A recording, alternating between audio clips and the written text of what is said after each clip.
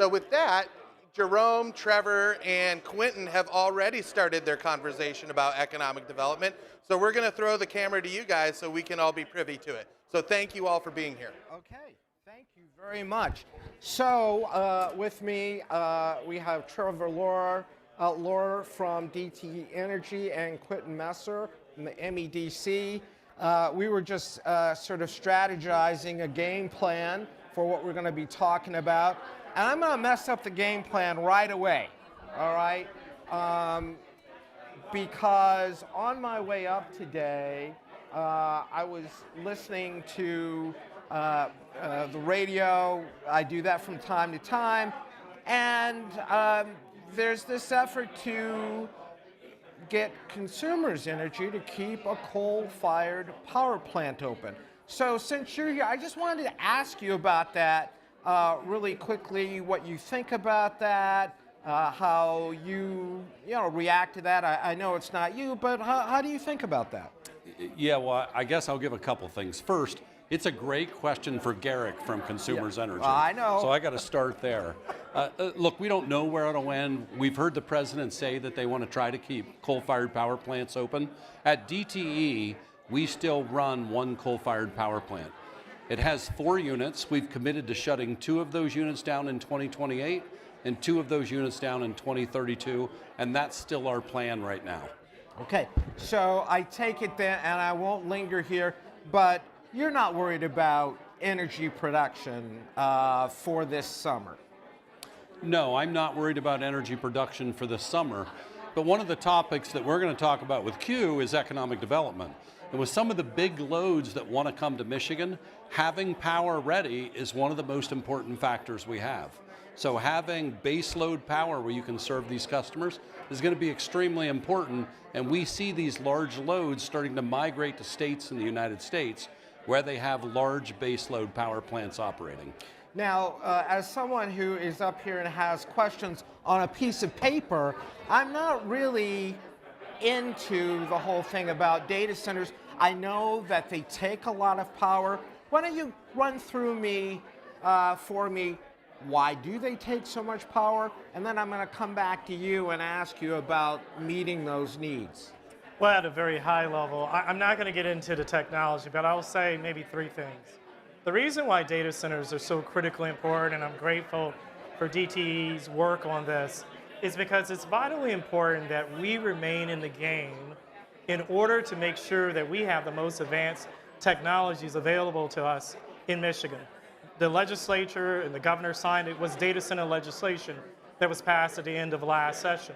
I think the second topic that's very important, and I'll defer to Trevor to talk about this, is it's important to make sure that you have large power load users in order that are industrial users, commercial users, to make sure that you can provide a cross subsidy for the residential customers. So you can keep those residential rates as low as possible, because you have to have those power users to allow DTE to make the type of investments in infrastructure and maintenance that they need to make in order to provide the type of grid reliability.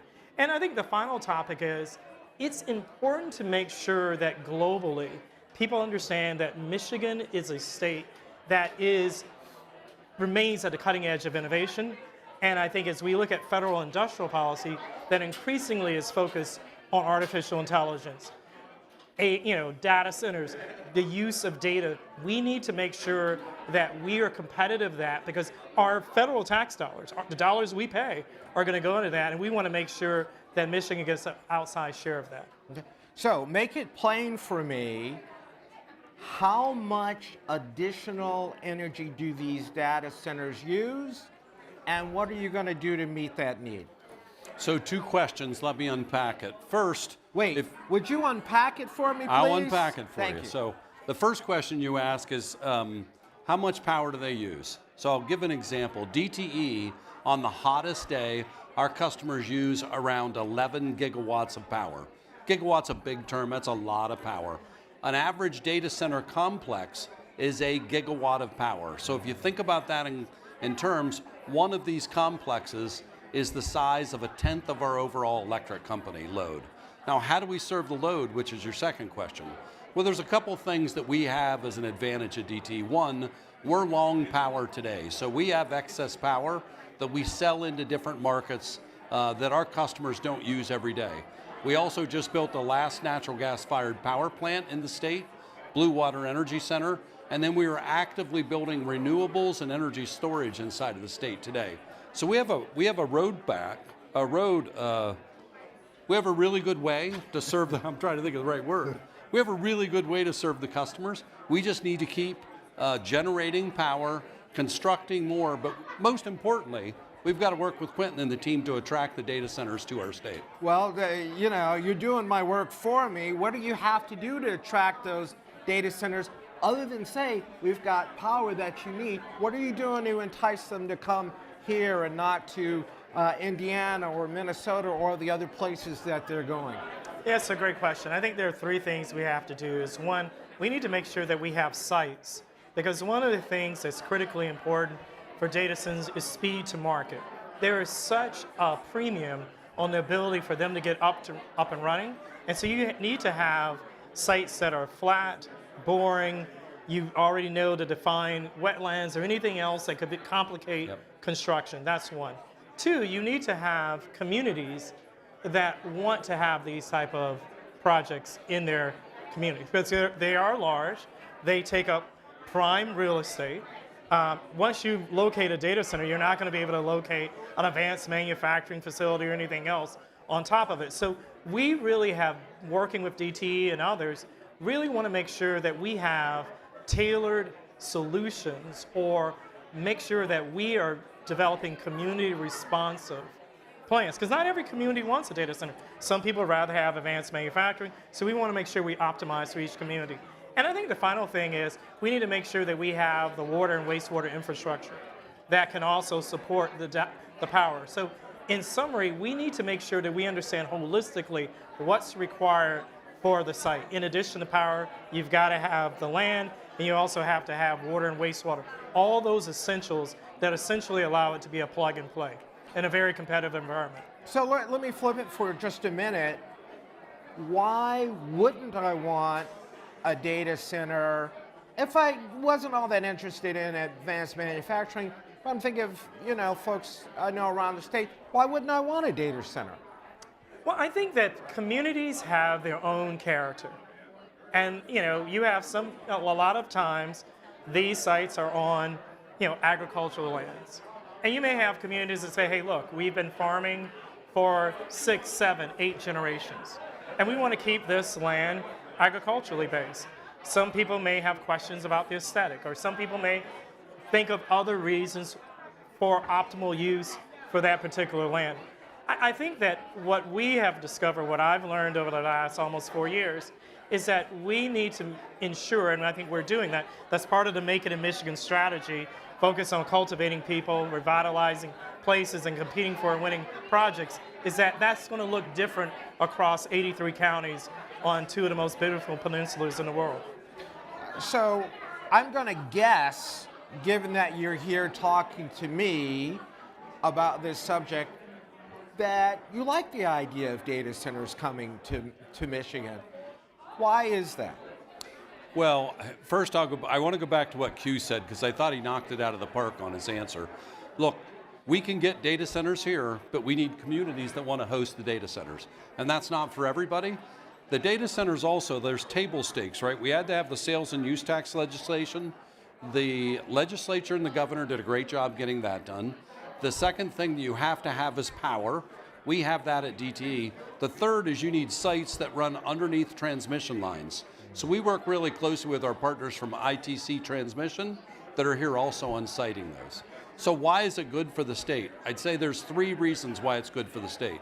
First, high energy users use a lot of our power, and they take the costs and they lower it for everybody else. So if you want lower utility bills, what a great way to do it with a lot of big energy users like data centers. Secondly, they pay a lot of taxes in the local community still. So it's a great opportunity for the local communities to capture taxes and to improve the services that they give back to the people that live in those communities. And third, I think it's really important that we stay on the high-tech end of AI. Like AI is really going to drive a lot of the industry going forward. I don't think it's something that Michigan can't have any AI inside of Michigan. We've got big clusters happening in Ohio, big clusters happening in Illinois. We should be able to pull some of that here. But we've got to have willing communities, we've got to be long on power, and we've got to make sure that the state welcomes data centers in. All right, so just 2 more questions. We've got about 4 minutes left, and I want you guys to go to your heart's content on this. Power aside, I know that's your thing.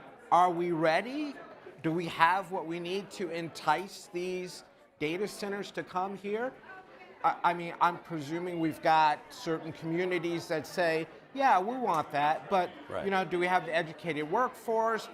What are other things that we might not have that we need to do this? I feel I'll take this and I'll obviously let Trevor have the final word. I feel very confident in Michigan's competitive position in order to attract and retain and develop the data center infrastructure. We have, sophisticated, public utilities. We have a public service commission that I think is working very creatively to make sure that the regulatory environment exists.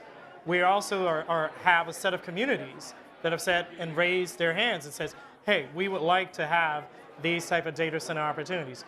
We have legislation, as Trevor mentioned, passed on the use of the sales and use tax. We have very sophisticated construction companies that can really construct these data centers in a very timely way. So I think the atmosphere or the environment is ripe for Michigan. I think the question is making sure that our willingness, our openness aligns with where companies are going to deploy resources. And then obviously, Trevor will work with his, other executives at DTE to make sure that the power needs and power loads are satisfied. But I'm very confident in our overall competitive position. All right, so because I'm a journalist, I think about a little bit of negativity here and there. Are there concerns that you have about something not going in a straight line, something unexpected happening to derail where you both are right now as far as bringing this to Michigan? Attracting data centers is it's a competition like any other economic development prospect. So we're one of 17 states that have sales and use tax exemptions. So if you think about it, they can go to any of those 17 states.